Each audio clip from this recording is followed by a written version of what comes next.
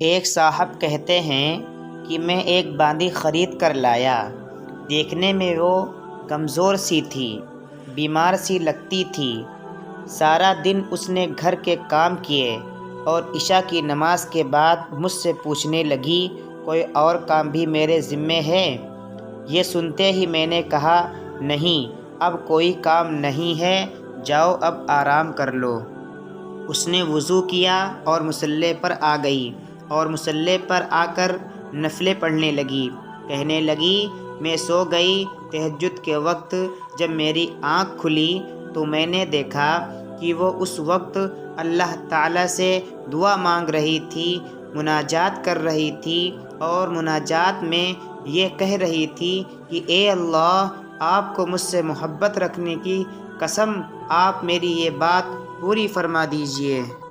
کہتے ہیں کہ جب میں نے یہ سنا کہ اے اللہ، آپ کو مجھ سے محبت رکھنے کی قسم، تو میں نے اس کو ٹوکا اور کہا، اے لڑکی، یہ نہ کہے کہ اے اللہ، آپ کو جو مجھ سے محبت ہے اس محبت رکھنے کی قسم، بلکہ یوں کہے کہ اے اللہ، مجھے آپ سے محبت رکھنے کی قسم فرماتے ہیں۔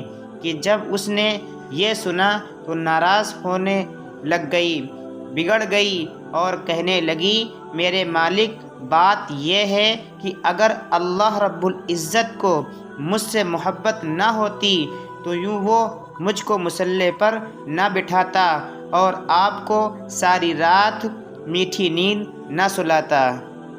آپ کو جو میٹھی نیند سلا دیا اور مجھے مصلی پر بٹھا کر جگا دیا، میرے ساتھ کوئی تعلق تو ہے کہ مجھے جگایا ہوا ہے؟ سبحان اللہ! ایک وہ وقت تھا کہ تہجد کے وقت یوں اپنے رب سے اپنے تعلق کے واسطے دیا کرتے تھے، اے اللہ، آپ کو مجھ سے محبت رکھنے کی قسم، واقعی اللہ رب العزت کو ان سے محبت ہوتی تھی اور ان لوگوں کو اللہ تعالیٰ سے محبت ہوتی تھی۔